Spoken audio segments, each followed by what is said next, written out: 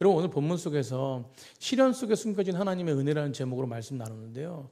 여러분, 우리가 시련과 고난, 이 동일한 말이잖아요. 우리가 시련 속에서 왜 변함없이 불평을 내뱉지 않고 감사함으로 나아가야 되냐면, 시련 속에서는요, 하나님의 놀라우신 숨겨진 은혜가 있습니다.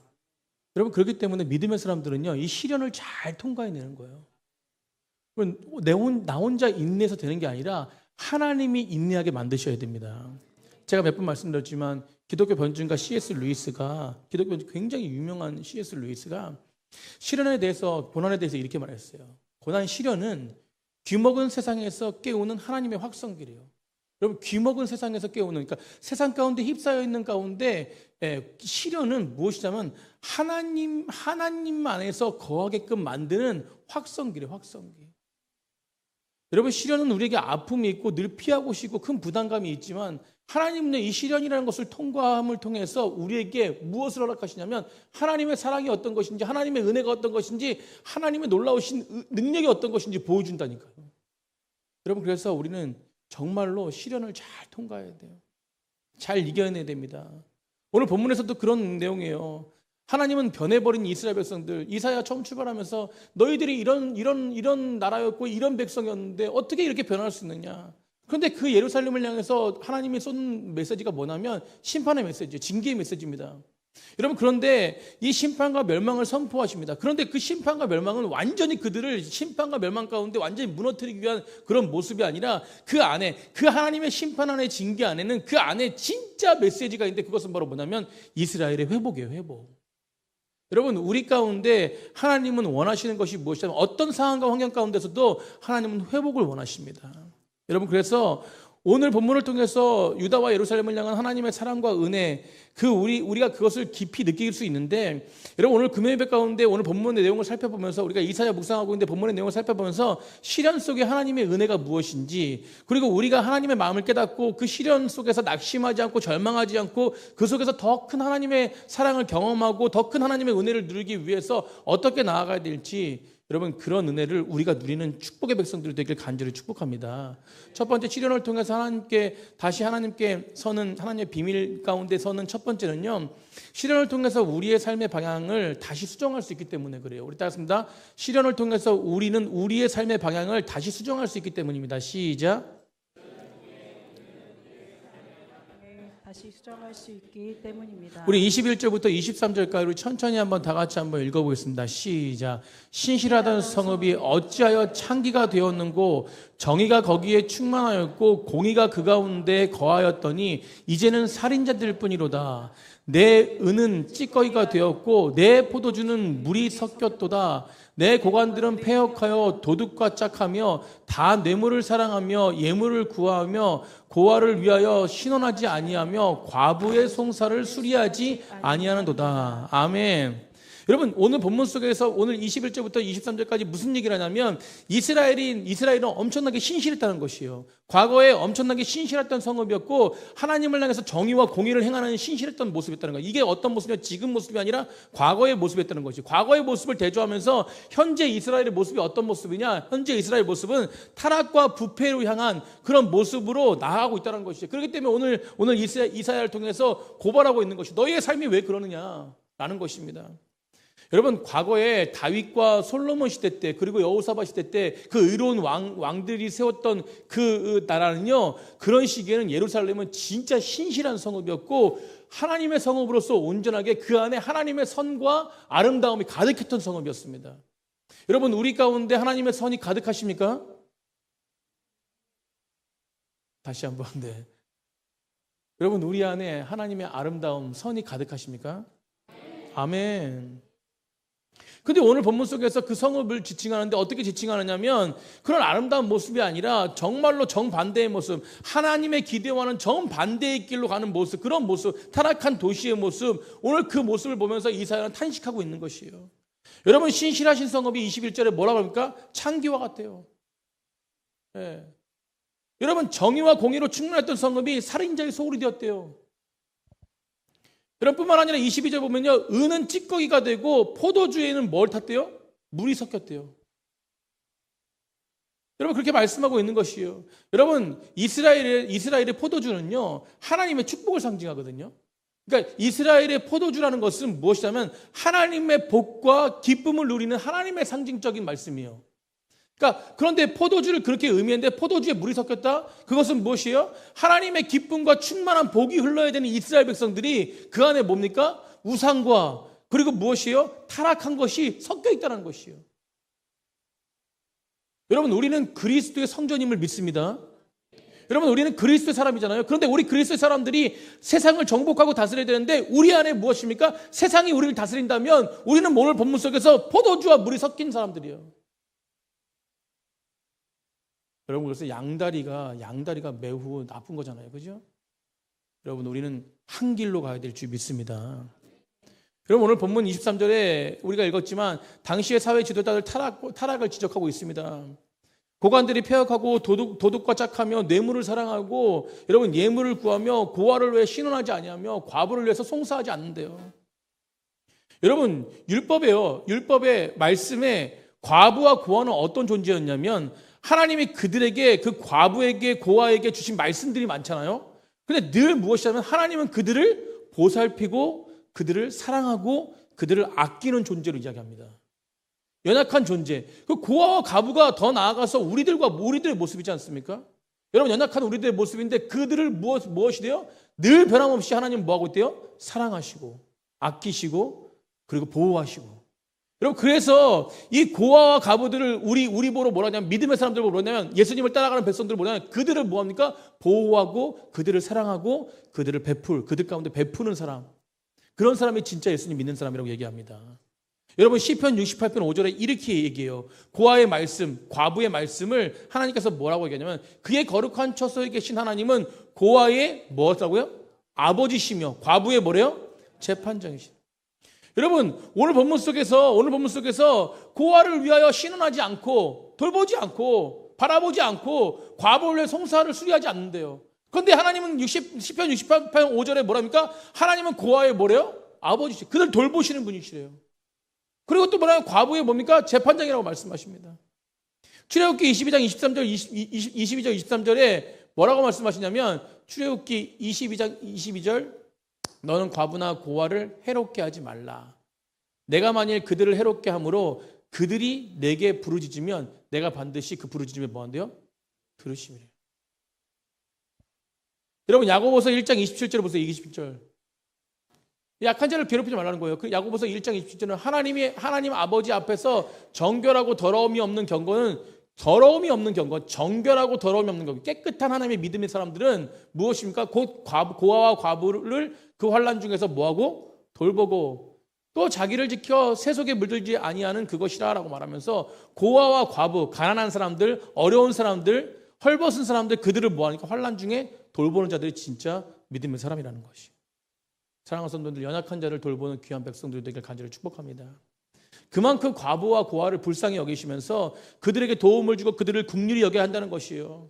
여러분 이 말씀을 강조하고 있는데 그럼에도 불구하고 그 당시에 이스라엘 백성들은 탐욕으로 말미암아 지도자들은 탐욕으로 말미암아 더 이상 고아와 과부 약자에 관심을 두지 않고 오히려 그들을 착취하면서 여러분 그 안에 악이 가득했던 거예요. 악이 가득했다는 거예요.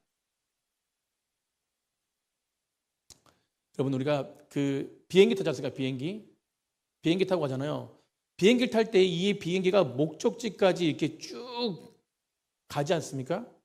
근데 목적지를 이렇게 설정해 놓으면 여러분 비행할 때 목적지를 설정해 놓으면 바람을 통해서 목적지까지 쭉 가는 게 아니라 바람을 통해서 사실 설정해 놓은 방향으로 가지 않고 바람을 통해서 조금씩 움직인대요. 그래서 그 바람을 통해 조금 움직인 걸 다시금 돌아오게 하는 것이 자동 항법 장치라는 거예요. 자동 항법 장치. 그거를 누가 파일럿이 비행기 조종사가 그거를 조종하면서 바람으로 밀려나면 다시 오게 만들고 바람으로 밀려나면 목적지로 다시 갈 수 있게끔 만들고 이거를 하면서 비행을 하는 거예요. 여러분 무엇입니까? 이 자동 항법 장치라는 것은 결국 비틀어진 그 길을 다시금 수정해서 원래대로 또 비틀어진 길을 바람으로 인해서 비틀어진 길을 다시 수정해서 원래대로 갈 수 있게 하는 것이 이 자동 항법 장치라는 거예요. 여러분 우리 삶도 마찬가지 아닌가요? 여러분 우리 삶 가운데 목표를 향해서 하나님을 향해서 하나님 나라를 향해서 달려가지만 우리가 중간중간에 시련과 고난을 통해서 자꾸 삐뚤어질 때가 있거든요. 그때마다 우리는 무엇이에요? 다시금 이끌어주시는, 다시금 세워주시는 하나님을 바라봐야 될 줄 믿습니다. 여러분 우리 안에 죄가 들어올 수 있고 어지러운 모습이 들어올 수 있고 불법이 들어올 수 있어요. 여러분 우리가 또 그런 부분 속에서 변질되는 삶을 살아갈 수 있습니다. 그때마다 다시금 무엇이요? 우리가 할 수 있는 일은 우리가 하나님을 향해 온전하게 설 때에 하나님은 우리를 바른 목적지로 다시금 이끌어 주신다는 것입니다. 여러분 그게 바로 뭐냐면 오늘 시련이라는 거예요. 시련. 여러분 시련을 통해서 우리의 아픔을 통해서 우리의 문제를 통해서 우리의 상황과 환경 가운데 닥치는 여러 가지 상황과 환경을 통해서 이 고난을 통해서 하나님은 무엇이요? 자동 항법 장치. 그 시련 가운데 무엇입니까? 불평과 불만이 아니라 하나님이 나에게 이것을 주시는 이유가 무엇일까? 다시금 나를 점검하고 다시금 하나님 앞에 온전하게 서고 다시금 하나님 앞에 온전하게 믿음으로 나아갈 수 있는 그 길이 바로 그 목적이 바로 시련이라는 것이에요. 여러분 시련을 통해서 우리의 삶의 방향과 우리의 영적인 방향을 조금씩 삐뚤어진 그 방향을 다시금 잡아주는, 다시금 수정할 수 있는 그런 시간, 그런 목적지로 가까이 갈 수 있게끔 허락하는 그런 시간, 여러분 그런 시간을 우리에게 뭐합니까? 주셨다는 것이에요. 여러분 그래서 시련은요, 귀먹은 우리 세상 가운데 지금 당장 너의 삶의 방향을 수정하라고 하는, 제대로 된 목적지를 허락하는, 제대로 된 목적지로 방향을 나아가게끔 만드는 하나님의 외침이, 하나님의 외침. 여러분 그 외침에 귀를 기울이는 백성들이 되어야 될 줄 믿습니다. 우리가요 시련과 고난은요 설교도 마찬가지지만 설교를 많이 하지만 여러분 우리가 세상을 살아가면서 시련과 고난이 없는 사람이 없습니다. 그럼 오늘도 이 자리에 계신 분 중에서 시련과 고난이 있을 수 있습니다. 그러나 오늘도 이 예배 가운데 하나님의 외침, 하나님의 소리를 들을 때 우리는 방향을 제대로 설정하고 제대로 좋은 길을, 하나님의 선한 길을 갈 수 있다고 저는 믿습니다. 여러분 그 에너지를 공급받는 거예요. 아멘. 여러분 그 에너지를 공급받아야 돼요. 에너지를 공급받는 게 얼마나 중요한지 아세요? 오늘 밑에 말씀 전화로 올라오기 전에 몸이 막 찌뿌둥겼어. 찌뿌둥게 있으면서 이제 설교를 마무리하고 이제 올라갈 준비를 하고 있는데 어떤 한 권사님이 오셔가지고 그 뭐 좀 비싼가 봐요. 에너지 드링크? 그래서 에너지 이렇게 타서 먹는 뭐 있어요. 근데 뭐 이름도 잘 몰라요. 좋은 거라는 거. 그래서 몸도 찌뿌둥하는데 또 말씀을 하시는데 이거 하나 먹으면 목사님 완전히 무슨 뭐 어떤 뭐 슈퍼맨이 되는 건 아니지만 그래도 몸이 좀 이렇게 가뿐하게 회복한다는 거예요. 그래가지고 당장 제가 먹는다 그래가지고 타서 먹었어요. 야, 그러니까 바로 그냥 몸이 어떻게 돼요? 바로 이면 선생님 제가 하나 드릴까요? 바로 그냥 여러분 물론 마음가짐이지만 여러분 에너지가 얼마나 중요한지 아세요? 에너지가 공급받는 에너지가. 그럼 오늘 우리 가운데 주시는 그 에너지, 하나님의 방향성, 하나님의 놀라우신 그 에너지를 충족하는 그게 오늘 본문 속에서 시련이래. 시련 가운데 하나님은 우리의 에너지를 허락하신다는 거예요. 여러분 우리가 누가복음 15장 잘 알지만 여러분 아버지의 유산인데 아버지의 그 재산인데 그 아버지의 목숨 같은 재산을 이 둘째 아들이 달라 그래요. 아버지 주세요. 그래서 억지로 아버지 걸 빼앗아 가지고 자기 것냥 해가지고 그래가지고 그걸 가지고 그냥 외지 가가지고 어떻게 합니까? 허랑방탕하게 쓰잖아요. 그러고 나서 모든 게 다, 그러니까 아버지의 재산을 다 탕진하고 나서 여러분 궁핍하게 되어지자 우리가 누가복음 15장 잘 알지만 돼지가 먹는 주염 열매를 먹고자 하는데도 먹지 못하는 환경으로 빠집니다. 여러분 이스라엘의 돼지는요, 이스라엘 사람들의 돼지는 부정한 짐승이에요. 부정한 짐승. 그러니 부정한 짐승이 먹는 그 열매도 그 먹잇감도 먹는 것도 못 먹는 처지가 됐으니 이거는 얼마나 참 부정한 사람이야. 얼마나 처지가 정말 비참한 삶이에요. 여러분 그 정도로 비참했을 때 이런 어떤 시련이 오고 이런 고난이 오고 물론 자기로 인해서 왔지만 어쨌든 그런 비참한 삶이 됐을 때 여러분 누가복음에 보시면은 누가복음 15장 17절에 보시면 첫 번째 낱말이 뭔데 그런 고통 가운데 그런 시련 가운데 그런 고난 가운데 있을 때 이에 스스로 돌이켰대요. 이에 스스로 돌이켰대. 그러면서 뭐라고 고백하냐면 내 아버지 집, 이전에 있었던 내가 나오기 전에 그 아버지 집에는 품꾼도 풍족하다고. 근데 여기서 부분 속에서 이에 스스로 돌이켜. 이 이에 스스로 돌이켜는 뭐 때문에 이게 돌이켰냐면 시련 때문에. 현재 돼지도 못 먹는 쥐염날물, 돼지도 먹는 쥐염날물을 먹지 못하는 그 시련 때문에 스스로 돌이키게 됐다는 거예요. 여러분, 스스로 돌이키게 됐다는 뜻이 원뜻이 뭐냐면 제정신이 들었대요. 제정신이. 뭐가 들었대요? 제정신이 들은 거예요. 삐뚤어 나갔던 정신이 제정신이 온 거야. 뭐 때문에? 시련 때문에. 그리고 18절에 뭐라고 얘기하냐면 18절에 뭐라고 하냐면 내가 일어나서 뭐 해서? 일어나 걸어라 내가 새 힘을 주리니. 내가 일어나서 이제는 뭐야? 제정신이 되니까 아버지께 가서 이르기를 내가 하늘아버지와 아버지께 죄를 지었다는 회개를 하면서 그 아버지 앞에 가기로 결단하며 나아간다니까요. 여러분, 방향이 흩어졌는데 다시 돌아올 수 있는 것은 시련 때문에 제정신이 드는 것이에요. 돈이 많을 땐 몰랐습니다. 아버지 유산을 받아갈 땐 몰랐어요. 타국에서 가랑 방탕하게 쓰고 그때 쓸 때도 몰랐습니다. 다 탕진하고 나서 돈이 다 탕진하고 나서 궁핍해 지니까 이제서야 보니까 자신의 비참함 속에서 제정신이 든 거야. 여러분, 우리가 늘 시련 당하는 게 아니라 때로는 시련이 찾아올 때요. 여러분, 그때 하나님의 뜻이 있음을 기억하십시오. 여러분, 이 시련을 찾아왔을 때 내 삶의 방향이 어디 있어야 되는지, 여러분, 내가 지금 삶의 위치가 어떻게 나아가야 되는지, 내가 지금 누구와 함께 해야 되는지 우리는 기억해야 될 줄 믿습니다. 여러분, 사랑하는 성도님들, 우리가 흔히 시련을 당할 때 여러분, 이 마음이 무너져 내려가지고 그럴 때 생각하는 사람들 많지 않습니까? 여러분, 우리는 어떤가요? 어떤 생각하나요? 정말 큰 시련이 오잖아요. 그냥 우리가 견딜 수 있는 시련 말고 큰 시련이 왔다고 생각해 보십시오. 정말 상상할 수 없는 시련도 왔다고 생각하세요. 가장 먼저 드는 생각이 하나님은 왜 나에게 이런 시련을 주셨을까? 여러분, 그냥 거기서 멈추면 되는데 더 나아가서 뭐냐면 내가 뭘 잘못했다고. 하나님 정말 날 버리시는 것까 지금? 이런 생각까지 들지 않습니까? 여러분, 그런데 시련이라는 메시지는요, 이런 생각을 하게 두는 게 아닙니다. 하나님은 언제나 항상 나와 함께 하십니다. 시련 속에서 함께 하신다는 걸 잊지 말아야 돼요. 여러분, 시련 속에서 나를 버리신 게 아니라 여러분, 나에게 정말 하나님은 살아계시다는 증거의 메시지가 그 시련 속에 있다는 것을 잊지 마시기 바랍니다. 여러분, 그래서 시련을 통해서 하나님은 다시금 나에게 무엇을 허락하시는 거냐면 다시금 나에게 기회를 주시는 거예요. 기회를 주시는 거예요. 하나님의 목적지와 하나님의 뜻을 향해서 달려갈 수 있도록 우리를 다시금 세우시고 이끄시면서 제자리로 돌려놓기 위한 기회를 허락하신다니까요. 여러분, 오늘 우리 가운데 하나님의 메시지가 다시금 하나님의 제자로 돌아오는 하나님 앞에 설 수 있는 귀한 시간이 되기를 간절히 축복합니다. 그러므로 여러분, 정말 우리로 감당할 수 없는 그런 삶의 위기가 찾아왔을 때 하나님은 우리를 기억하고 하나님의 손을, 하나님의 뜻을, 하나님의 길을 걸어가는, 변함없이 걸어가는 백성들 되기 위해서 우리가 생각할 거 한 가지는 한순간도 하나님은 나를 놓지 않았다는 것을 기억하시길 바랍니다. 하나님은 지금도 우리를 향해 외치고 계신 거예요. 삶에 버티기 힘든 삶 속에서, 여러 가지 상황 속에서 여러분, 우리가 마음이 무너지고 우리가 여러 가지 상황 속에서 우리 마음이 힘들다면 여러분, 지금 말씀하시는 거예요.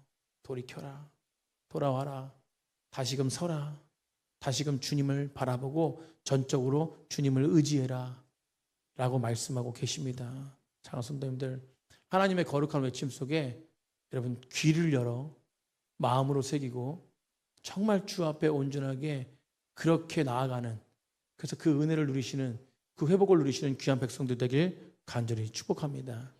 두 번째로, 마지막으로, 시련 속에 숨겨진 하나님의 은혜는 하나님의 공의로운 통치에 합당한 존재로 다시 회복할 수 있게 하시네요. 우리를 그 시련 속에서 다시금 하나님의 공의와 통치 가운데 합당한 존재로 세우신다는 거예요. 믿으십니까? 여러분, 24절부터 26절까지 말씀 보시면요, 어떤 말씀이냐면, 우리 24절부터 26절까지 한번 다 같이 한번 천천히 읽어보겠습니다. 시작. 그러므로 주 만군의 여호와 이스라엘의 전능자가 말씀하시되 슬프다, 내가 장차 내 대적에게 보응하여 내 마음을 편하게 하겠고 내 원수에게 보복하리라. 내가 또 내 손을 내게 돌려 내 찌꺼기를 잿물로 씻듯이 녹여 정결하게 하며 내 혼잡한 물을 다 제어하여 버리고 내가 내 재판관들과 처음과 같이 내 모사들을 본래와 같이 회복할 뭐 하신대요? 회복한대요. 그리한 후에야 내가 의의 성읍이라. 그런 후에 이 타락한 성읍이 어떻게 해요? 의의 성읍이라. 회복되니까 의의 성읍으로 회복하는 거예요. 아멘. 신실한 고울이라 불릴 것이다. 불릴 것이다. 결국 유다와 예루살렘의 죄를 고발한 이사야는요, 이제 하나님이 그 죄악에서 어떻게 다스릴 것인지, 어떻게 해야 할 것인지. 여러분, 하나님의 대적에게는 뭐 하신다고요? 보응하신대요. 보응. 그에 합당한 그 행한 대로 갚으신 하나님. 여러분 믿으십니까? 행한 대로 갚으신대요. 원수에게 보복하신대요. 그렇게 말씀하고 있습니다. 그래서 여러분 여기서 대적은 누굽니까? 여기서 대적은 무엇이에요? 하나님의 신실한 성읍을 변질시키는 그런 악한 바이러스. 여러분 악을 의미하는 거예요. 여러분 그 모든 것들을 그 악을 뭐 하신대요? 보응하신대요. 보복하신대요. 아멘. 여러분 이것은 단순히 보복만 있는 것이 아니라 25절에 보면 청결하게 한대. 청결하게. 여러분 녹여서 청결하게 한다.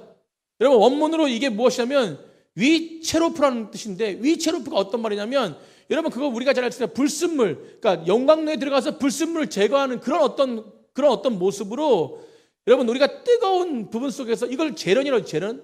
뜨거운 영광로 가운데 불순물 찌꺼기를 제거하는 거예요. 여러분 녹여서 청결하게 한다. 이 뜻이 바로 그래요. 뜨거운 용광로에 집어넣어 가지고 불순물을 제거하는 거예요. 악이란 불순물을 완전히 제거해 버리는 그런 놀라운 하나님의 은혜가 이 가운데 있다라는 것이에요. 여러분 지금 회복의 메시지를 통해서 이사야를 통해서 유다와 백성들에게 주고 있는 것입니다. 여러분 26절에 나와 있는 것처럼 26절 한번 보세요. 26절. 내 재판관들이 처음과 같이 내 모사들을 본래와 같이 회복한다. 처음과 같이. 이젠 창기가 되지 않고 처음처럼 하나님의 의가 되는, 하나님의 사랑이 되는, 하나님의 복이 되는 그런 복을 흘리는 그런 사람들로, 그런 성읍으로 회복시킨다는 거예요. 그래서 원래대로 의의 성읍으로, 아멘, 신실한 고울로 회복한다는 것이. 여러분 그런 회복이 우리 가운데 있다라고 말씀하고 계십니다. 사랑하는 성도님들, 유다와 예루살렘에 임할 시련과 고난은요, 그들을 망하게 하는 시련과 고난이 아니라, 완전히 망가뜨리는 시련이 아니라, 여러분 다시 한번 본래의 모습으로 회복하는, 다시 바람 때문에 삐뚤어졌던 그 비행기가 다시 돌아올 수 있게끔 허락하는 그 하나님의 은혜가 바로 있다라는 그 하나님의 강한 의지, 하나님의 강한 열심이 그 가운데 있다라고 하는. 여러분 그래서 우리가 하나님을 바라보는 건요, 우리 가운데 하나님의 열심이 작동한 거예요. 아멘. 여러분 우리가 애쓴다고 되는 게 아닙니다. 여러분 우리가 잘 알지만 우리가 믿으려고 해서 믿어지나요? 아니에요. 내 심령 가운데 성령이 함께하고 성령의 역사가 일어날 때 믿음이 믿음 되어줄 수 있는 것입니다. 내 노력이 아니에요. 하나님의 은혜입니다. 하나님 만지셔야 돼요. 그래서 우리는 결국 무엇입니까? 하나님만 바라봐야 될 줄 믿습니다. 그래서 궁극적으로 하나님 목적은 27절을 다 같이 한번 마지막으로 한번 읽어보겠습니다. 27절 시작. 시온은 정의로 구속함을 받고 그 돌아온 자들은 공의로 구속함을 받으리라. 아멘. 여러분 하나님의 정의와 구속으로 다스려지는 의로운 나라, 이것을 회복시키는, 여러분 예루살렘을 회복시키는 것이 바로 하나님의 궁극적인 말씀입니다. 병원에 가면은 병에 걸려서 주사도 맞지만 결국 그 병이 더 심해지고 더 아파하면, 심하다면 수술도 필요하고 여러분 약도 먹어야 되지 않습니까? 목적은 무엇이에요? 우리 건강을 다시 회복시키는 데 목적이 있는 것이에요.